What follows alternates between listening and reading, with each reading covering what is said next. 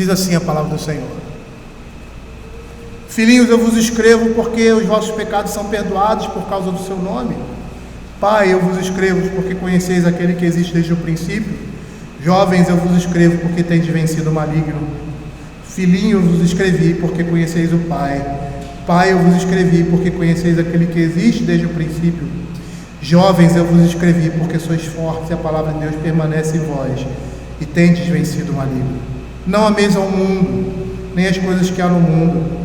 Se alguém amar o mundo, o amor do Pai não está nele, porque tudo que há no mundo, a concupiscência da carne, a concupiscência dos olhos, a soberba da vida, não procede do Pai, mas procede do mundo. Ora, o mundo passa, bem como a sua concupiscência. Aquele, porém, que faz a vontade de Deus, permanece eternamente. Vamos orar? Feche os seus olhos. Vamos orar nesse momento. Senhor, nós queremos te agradecer pela tua palavra. Queremos pedir que o Senhor fale o nosso coração, o coração da igreja, Senhor Deus, através dela. E que possamos sair daqui, Senhor Deus, glorificando o teu nome, sendo edificados, instruídos, ó Pai, para a vida eterna. Tem misericórdia, Pai, do teu povo, Pai. Faça que o cansaço ou qualquer outra coisa não atrapalhem esse momento tão sublime, tão importante, tão vital na vida da igreja, que é quando Deus fala por meio da sua palavra. O Cristo fala à sua igreja. É o que nós pedimos, em nome de Jesus. Amém.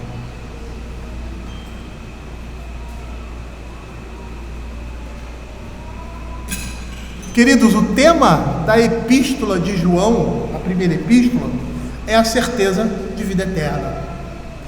E é muito interessante o que João vai atrelar a essa certeza, e isso fica muito bem claro lá em 1 João capítulo 5, verso 13, quando ele diz assim: estas coisas vos escrevi, ou seja, a epístola, a fim de saber de que tendes a vida eterna, a vós outros que credes em nome do Filho de Deus. O tema dessa epístola é a certeza da vida eterna. E aí nós vamos perceber, só tendo uma visão do capítulo 2, que João fala anteriormente, no início do capítulo, de uma vida santa demonstrada pela obediência à palavra do Senhor, nos primeiros 5 versos. Em seguida, nos versos seguintes, nos versos 7 a 11, o apóstolo fala sobre o amor fraternal, de nossa responsabilidade em amar verdadeiramente ao próximo, que se manifesta na obediência à lei. E nesses versos, João mais uma vez vai evidenciar o tema central da epístola, que é a certeza de vida eterna, agora pela separação do mundo.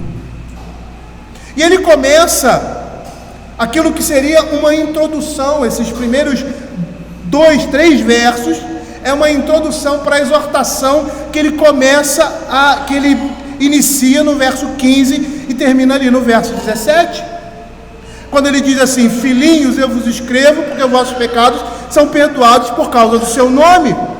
Pai, eu vos escrevo porque conheceis aquele que existe desde o princípio. Jovem, eu vos escrevo porque tendes vencido o maligno. Filhinhos, eu vos escrevi porque conheceis o Pai. Pai, eu vos escrevi porque conheceis aquele que existe desde o princípio. Jovens, eu vos escrevi porque sois fortes e a palavra de Deus permanece em vós e tendes vencido o maligno.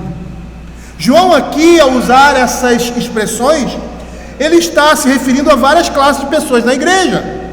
Filhinhos, ele caracteriza a igreja como um todo. Quando ele se dirige aos membros da igreja, citando pais, ele está se referindo aos mais idosos e aos líderes da igreja.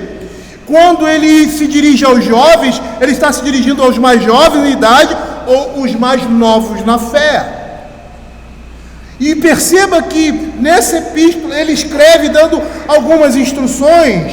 Por quê? Porque ele reconhecia a graça salvadora de Cristo na vida daqueles irmãos. E eles são lembrados a respeito de uma verdade. E que verdade é essa? Que seus pecados são perdoados em Cristo Jesus. Não é o nosso objetivo, e até porque nós estamos pegando o capítulo 2, um verso separado, apesar de fazer uma exposição de toda a epístola, mas essa epístola aqui foi escrita com um propósito.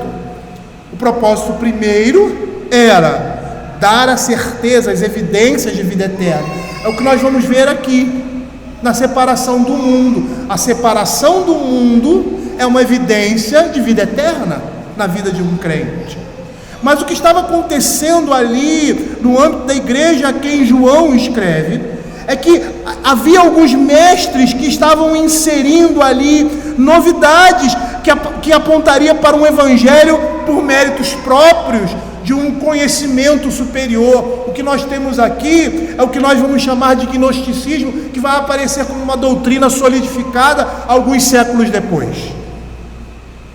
Mas aqui em João ele já está combatendo essa doutrina errada, estranha, essa heresia na sua forma embrionária ali no meio da igreja. João inicialmente aqui ele fala de um perdão cuja causa eficiente não reside em nós, ou seja, nós não temos direito ao perdão de Deus, nós não temos o direito a ele por nós mesmos. Esse perdão não depende daquilo que eu possa fazer, a sua razão está simplesmente no amor de Cristo. E esse amor de Cristo é demonstrado na Escritura. O amor de Deus se mostrava continuamente para Israel. Deus se mostrava continuamente bom para Israel a respeito da rebeldia deles. É o que vemos em vários textos proféticos, como Ezequiel, por exemplo. O Senhor sendo bom para com o seu povo e perdoando os seus pecados, não porque eles correspondiam, mas por causa do seu amor, porque eram os seus filhos. O verso 13 vai dizer assim: Pai, eu vos escrevo que conheceis aquele que existe desde o princípio. E é muito interessante aqui essa expressão conhecer, porque ela é muito mais do que nós entendemos às vezes na nossa linguagem. O tempo verbal aqui indica que os resultados contínuos desse conhecimento perduram e permanecem. João está reconhecendo nesses crentes, pelo que eles evidenciam em suas vidas, ou seja, pelo resultado do conhecimento de Deus nas suas vidas, que eles conhecem verdadeiramente a Deus.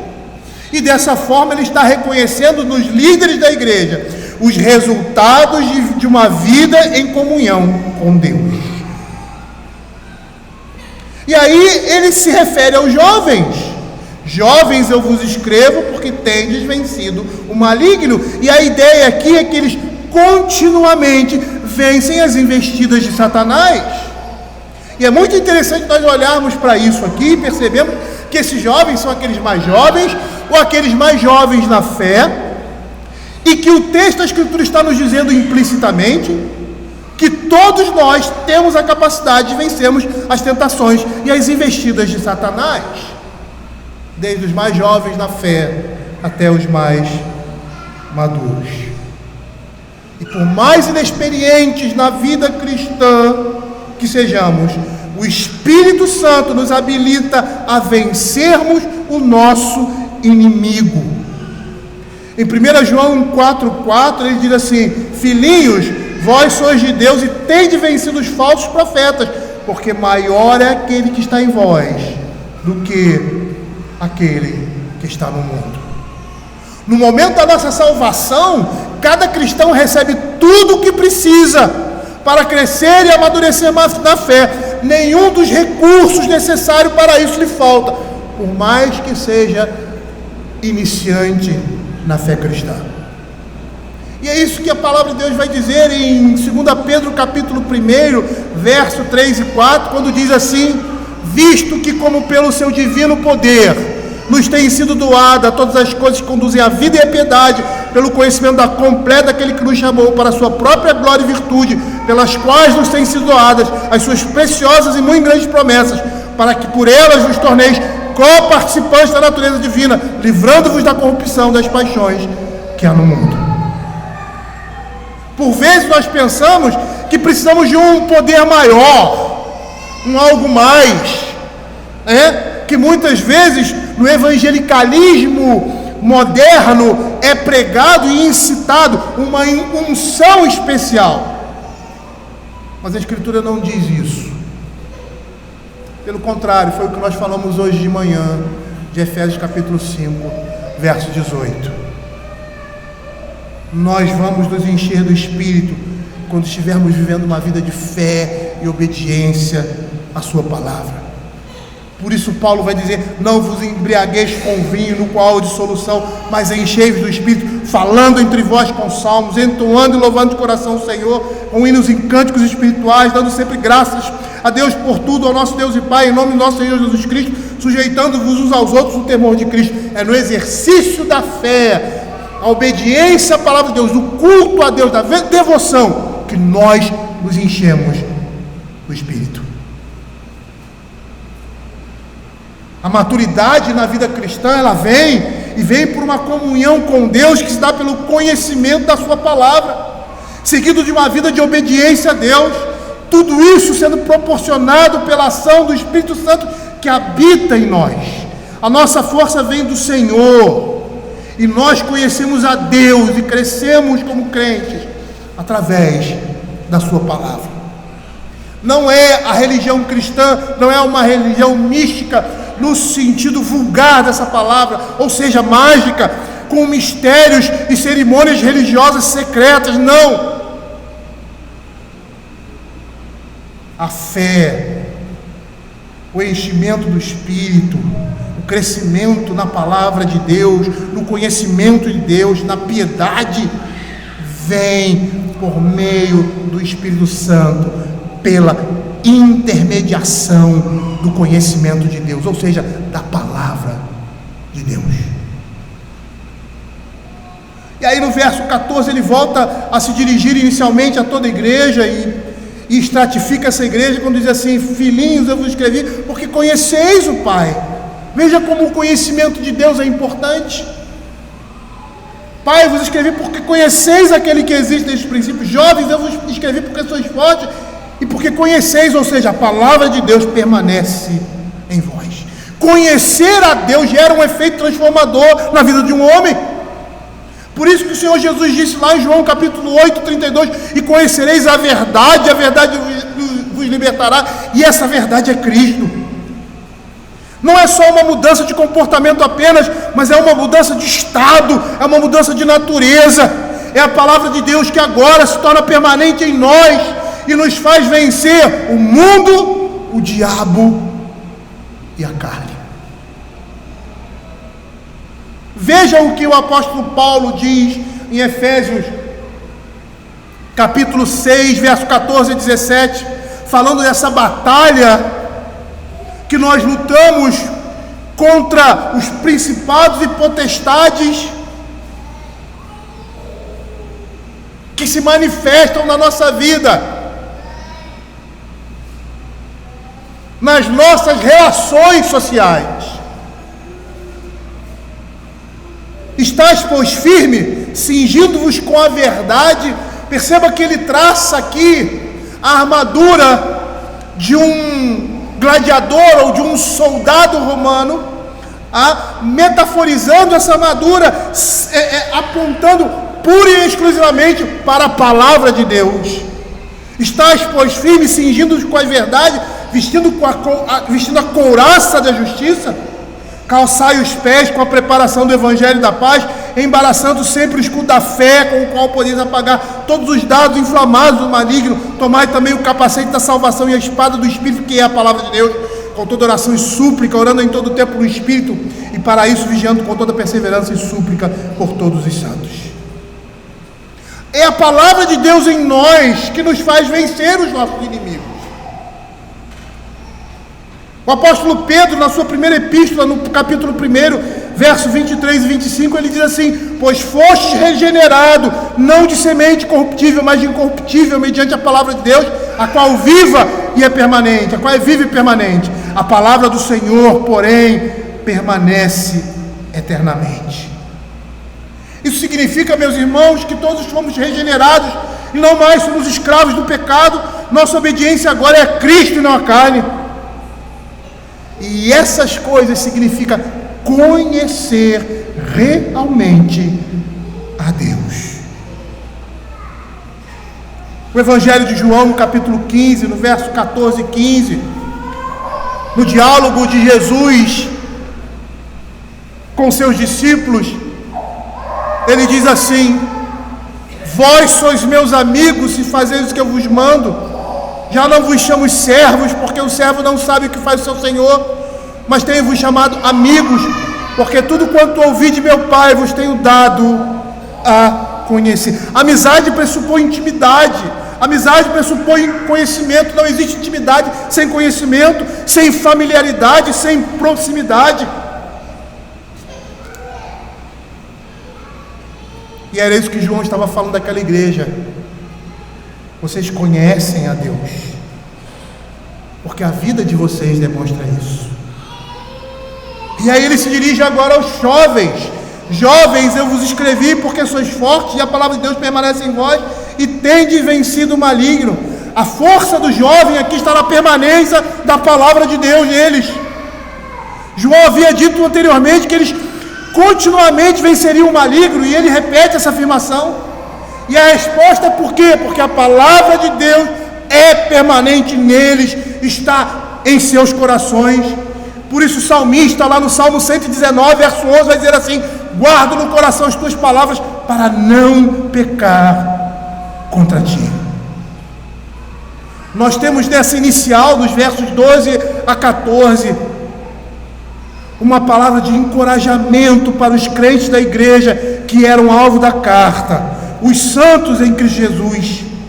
E após essas palavras de encorajamento, João começa a sua exortação, e é uma exortação para aqueles que eram constantemente ameaçados pelo mundo, pelas coisas existentes nesse mundo, e que por causa da sua condição, eles seriam vencedores. É interessante olhar a palavra mundo aqui. A palavra mundo aqui significa uma humanidade organizada contra Deus. Por isso essa palavra de encorajamento nos versos anteriores, porque precisamos ser lembrados de permanecermos fiéis e firmes todo o tempo.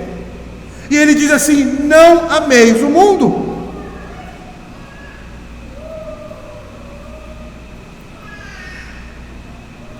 O apóstolo Paulo, em Colossenses capítulo 3, versos de 1 a 3, ele nos fala algo muito interessante, que nós devemos sempre nos lembrar e aplicar essas coisas na nossa vida, quando somos assediados pelo estilo de vida desse mundo.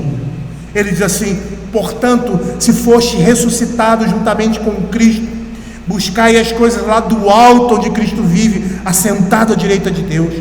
Pensai nas coisas lá do alto, não nas que são daqui da terra, porque morrestes e a vossa vida está oculta juntamente com Cristo em Deus.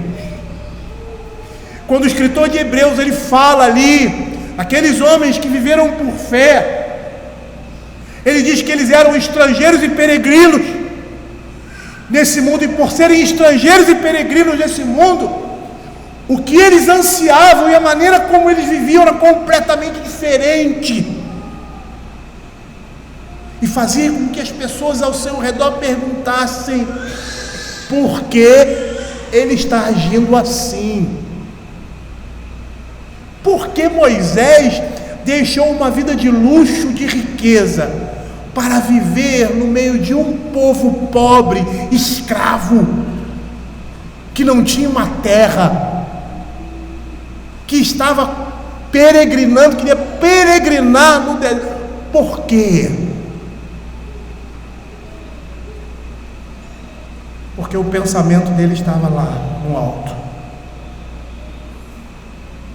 Se nós nos lembrarmos que o mundo aqui significa a humanidade organizada contra Deus, contra os valores santos da Escritura, as ideias, conceitos, modo de vida, comportamentos, objetivos e até religião, nós vamos perceber que nós jamais podemos flertar com essas coisas, Nós não podemos ser confundidos com elas. E o que é mais interessante disso tudo é que nós só descobrimos que essas coisas representam o sistema do mundo em rebeldia contra Deus quando nós conhecemos a palavra de Deus. Por isso Paulo vai dizer em Romanos capítulo 12, verso 2: não vos conformeis com este século, mas transformai-vos pela renovação da vossa mente, para que experimenteis qual seja a boa, agradável e perfeita vontade de Deus. Quando nós nascemos num mundo e nós pertencemos nesse mundo. E se nós não moldarmos o nosso pensamento e as nossas ideias, os nossos conceitos, segundo a palavra de Deus, nós seremos conforme o mundo. Porque quando amamos o mundo, damos mais valor a esse modo de vida mundano do que o que Deus revela em sua palavra. Demonstramos que amamos a Deus quando aborrecemos um modo de vida mundano, e o contrário também é verdade. Veja o que o Senhor Jesus fala em Mateus capítulo 6, verso 24: ninguém pode servir a dois senhores, ou porque há de aborrecer-se de um e amar ao outro, ou se devotará a um e desprezará o outro. Não podeis servir a Deus e as riquezas. Ele não está falando para gente rica, não. Ele está falando para gente normal, que está preocupado com o que vai comer amanhã, que está preocupado com o que vai vestir. E é uma preocupação ansiosa, pecaminosa, porque é legítimo nós nos preocuparmos com as coisas relativas à nossa vida, mas a nossa preocupação vai até um limite, porque nós sabemos que temos um Pai, que é Deus, e aos seus amados Ele dá, até mesmo quando nós não estamos trabalhando, enquanto dormem.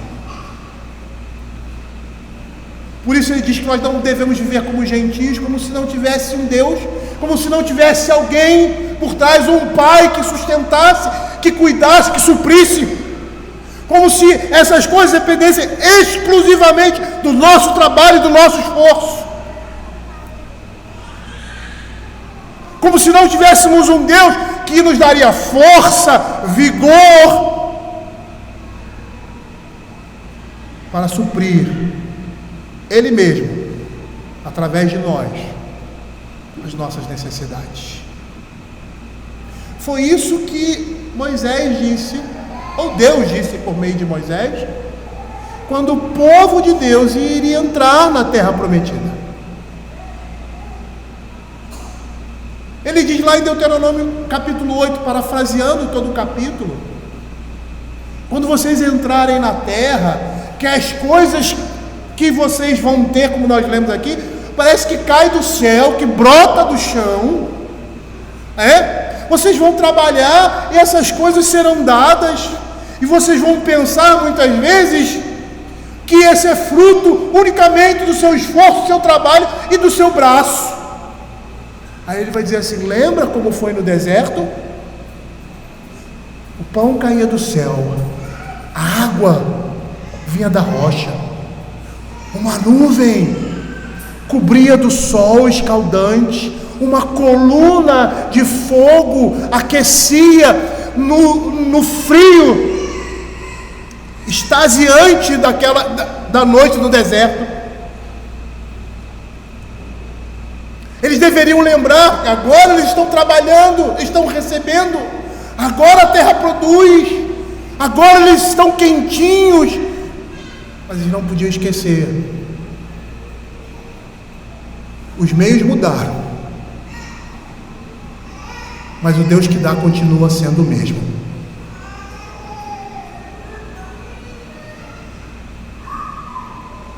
Queridos, muitas vezes somos sutilmente envolvidos com o sistema desse mundo, o que torna difícil abandonarmos esse modo de vida, a maneira de ver as coisas pela ótica mundana, e renovarmos a nossa mente.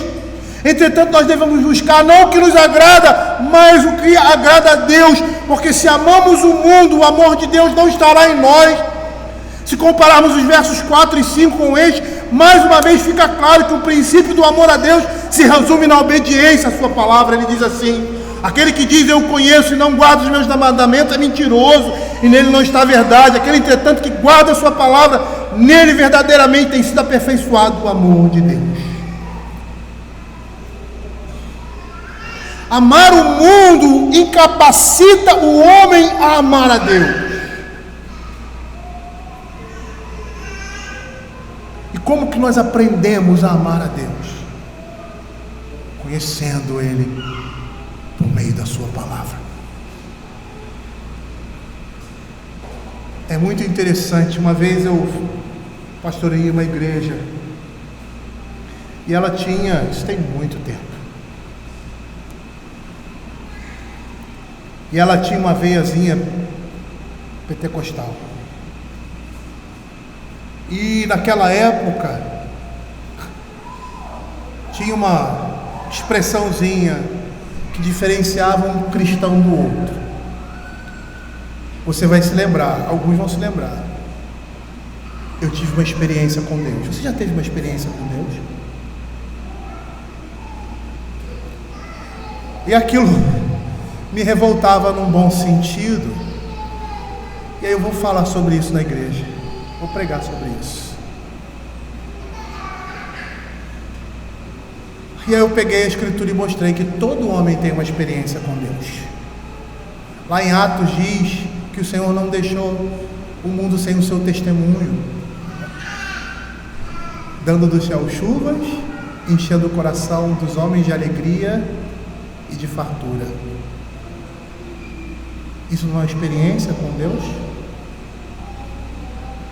O homem constantemente tem experiência com Deus. Mas quem é que consegue perceber essa experiência?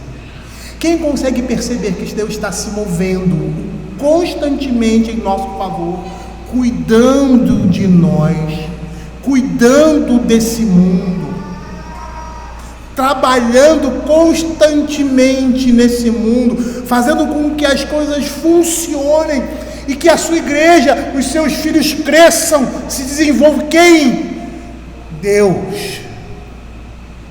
Se nós não estamos vendo a bondade, a misericórdia de Deus, é porque nós não estamos com olhos na nossa experiência, porque os nossos olhos estão nesse mundo, porque quando estão na palavra, você consegue ver, através da palavra, a sua realidade, e você vê a bondade, você vê a misericórdia de Deus, e você vê Deus agindo. Então todos, indistintamente, experimentam Deus. Porque o apóstolo Paulo disse, sendo um profeta grego, que dizia assim: pois nele nos movemos e existimos. Todos nós temos essa experiência. Deus está agindo na vida dos homens. Mas quem consegue ver isso? São aqueles que conhecem ao Senhor. Eu disse que amar o mundo incapacita o homem de amar a Deus, o afasta de Deus. E é muito interessante como nós estamos numa situação que é muito bem descrita na Escritura, quando nos chama de ovelhas. Ovelhas são animais que estão em constante perigo. Tudo para uma ovelha é perigoso. O Salmo 23, quando nós expusemos o Salmo 23, nós mostramos isso. A ovelha é o único animal que não tem na sua, vamos dizer assim, no seu grupo um líder. Geralmente você tem um cão pastor ou um pastor para conduzir as ovelhas. Por quê? Porque se você pegar 10 ovelhas e colocar aqui, cada uma vai para um lado. E ela é um animal estúpido. Por que é um animal estúpido? Porque ela sempre se mete em dificuldades. Onde está o perigo, é para lá que ela vai. E é muito interessante que até mesmo ao se alimentar, ela pode correr risco. Então, quando uma ovelha ia com o seu pastor, o pastor conduzido a alguns ribeiros de água, ele deveria levar essa ovelha a alguns ribeiros de água, em que a água fosse quase que parada. Se fosse uma correnteza mais forte, ela podia morrer, porque ela se abaixava para beber água, e a sua lã sugava aquela água, e ela caía e se afogava. Nós somos assim nesse mundo. Corremos riscos todo o tempo, por isso que o pastor está constantemente ao nosso lado. E é muito interessante o que Hebreus vai falar relativo a isso que eu estou dizendo, quando ele diz assim: portanto, Hebreus 12:1, temos nós, visto que temos, portanto também nós, visto que temos a rodear-nos tão grande nuvem de testemunhas, desembaraçando-nos de todo o peso do pecado que tenazmente nos assedia, corramos com perseverança a carreira que nos está proposta. É muito interessante aqui, porque o pecado é uma coisa que nós devemos nos embaraçar, mas ele fala de um peso que não é pecado, mas que pode se tornar um obstáculo na nossa caminhada cristã. E o que seria isso? Todas as coisas que são secundárias na nossa vida, e que por causa da importância que damos a elas podem impedir a nossa carreira cristã. Ela pode se tornar um peso. Uma família pode se tornar um peso, quando nós amamos mais a família do que o Senhor. Um pai, uma mãe pode se tornar um peso. Um filho pode se tornar um peso. Quantas vezes eu já vi crentes honrando mais os filhos do que a Deus, como Eli fez. Esposos honrando mais as suas esposas do que a Cristo. Esposas honrando mais seus maridos do que a Cristo. E eu poderia dar vários exemplos aqui: bens materiais, uma carreira, uma profissão, aceitação no mundo. Todas essas coisas necessariamente em si não são pecaminosas. Algumas são bênçãos, mas podem se tornar um peso na nossa vida, porque damos mais valor a ela do que a vida cristã. E quando nós damos mais valor a essas coisas secundárias, nós estamos amando o mundo mais do que a Deus, estamos nos tornando inimigos de Deus. E por que isso? Veja aqui o verso 16: porque tudo que há no mundo, a concupiscência da carne, a concupiscência dos olhos e a soberba da vida, não procede do Pai, mas procede do mundo. Nesses versos aqui, João está resumindo toda a pecaminosidade existente, e aí nós poderíamos colocar todas elas no âmbito da concupiscência, ou seja, o desejo de qualquer espécie, um desejo desenfreado, ardente por aquilo que é proibido, ou por coisas materiais, ou seja, um desejo pecaminoso.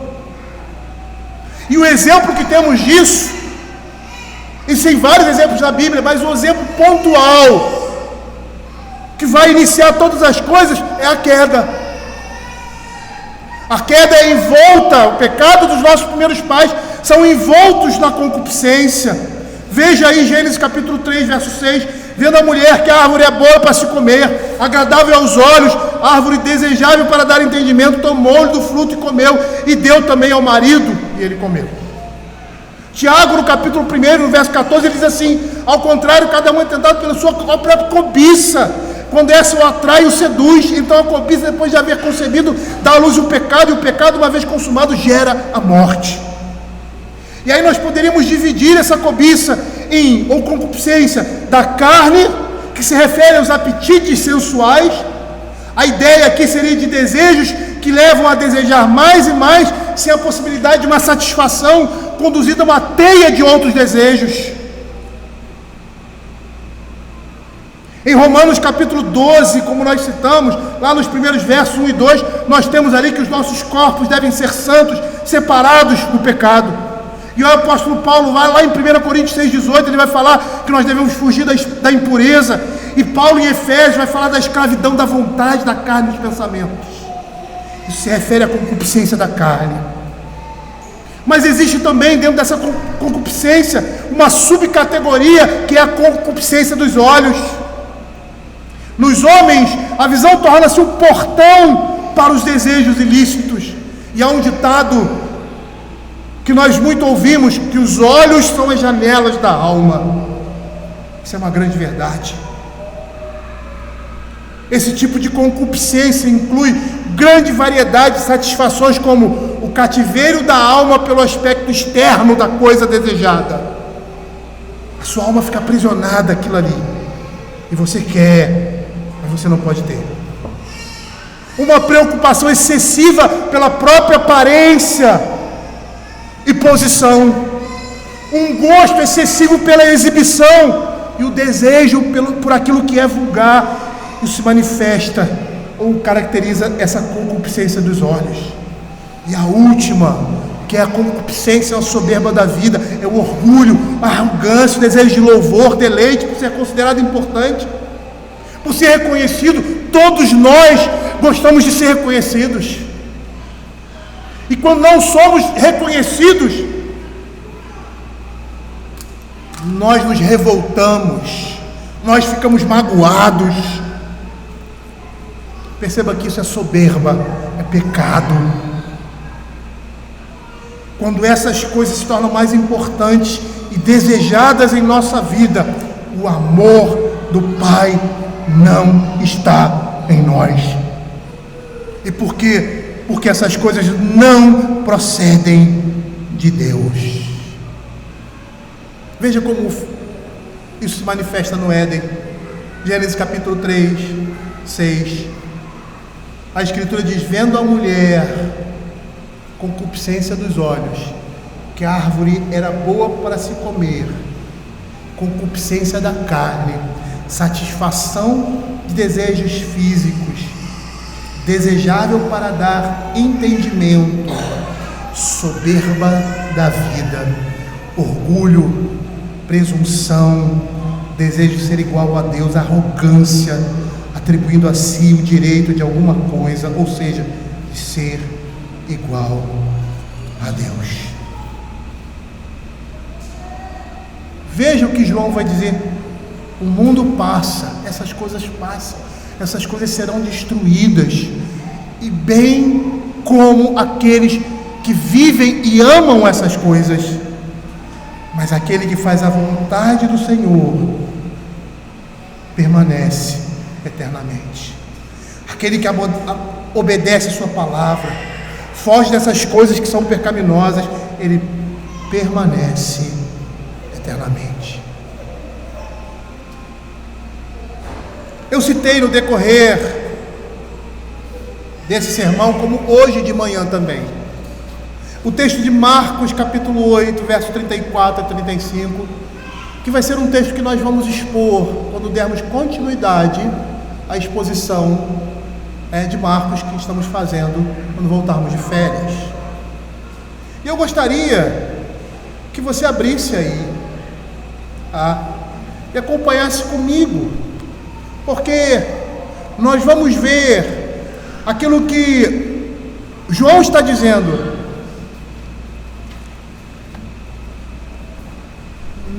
em sua epístola, de uma forma bem clara, por meio de duas situações antigas, ou seja, distintas. Ele diz: e não amar o mundo, e consequentemente amar ao Senhor, e é o que nós vamos ver aqui. Veja que, se alguém quer vir após mim, a si mesmo se negue, tome a sua cruz e siga-me. Quem quiser, pois, salvar a sua vida, perdê-la-á, e quem perder a vida por causa de mim e do Evangelho, salvá-la-á. Que aproveita um homem ganhar o mundo inteiro e perder a sua alma?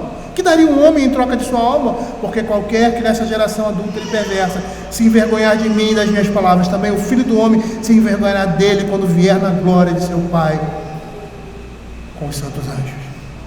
Aqui o que está por trás é o amor a si mesmo, o amor ao mundo, ou o amor a Deus. E eu gostaria de pontuar a partir desse texto, o básico que nós lemos, algumas coisas que nós vamos ver aqui e que nos é exigida como crentes, quando ele diz: não ameis o mundo, porque aquele que ama o mundo não está em Cristo, não está em Deus. E aqui nós vemos uma situação de uma pessoa ou que ama a si mesma, ou seja, ama o mundo, ou que vai amar ao Senhor e vai rejeitar esse mundo. E nessa perspectiva nós estamos vendo absoluta necessidade de autonegação, se quisermos ser salvos e sermos discípulos de Cristo. Isso significa dar adeus ao velho eu, não regenerado pela graça de Deus.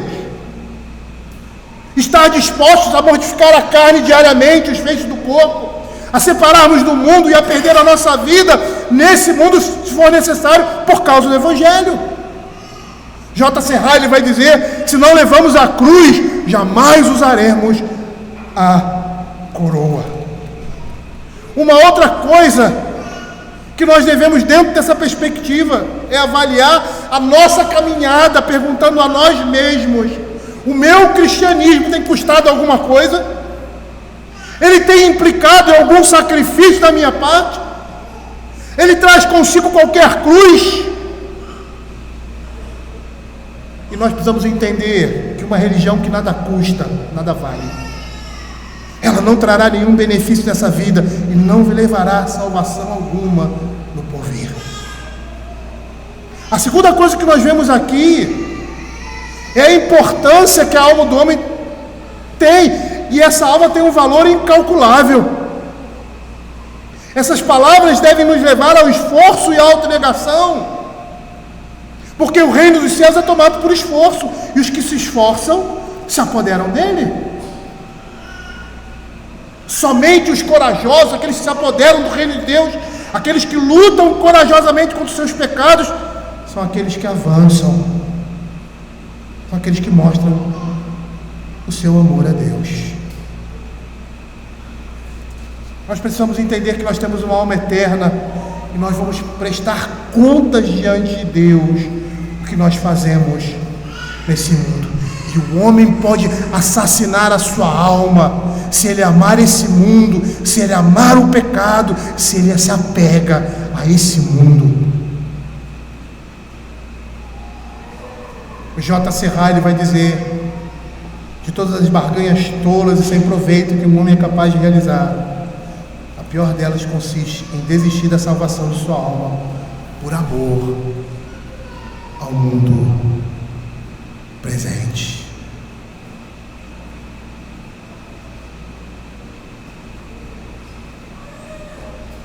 Queridos, eu quero terminar dizendo que é melhor sermos desprezados pelos homens, porque não amamos esse mundo, do que ser desprezados por Cristo, porque estamos amando com todo o nosso coração esse mundo mau. Vamos orar. Baixe sua cabeça e ore nesse momento ao Senhor. Senhor, nós queremos te agradecer pela tua palavra e perceber, ó Pai, a gravidade, a seriedade que é do compromisso com Deus, a comunhão com o Senhor e o que essa comunhão exige de nós. Quando mais nos aproximamos do Senhor, mais nos afastamos desse mundo, mais esse mundo para nós torna sem sentido, porque tudo que fazemos, as coisas mínimas, até aquilo que comemos, se não tiver, ó Pai, a perspectiva do reino de Deus, serão coisas sem valor e fúteis, porque são indiferentes por si mesmas.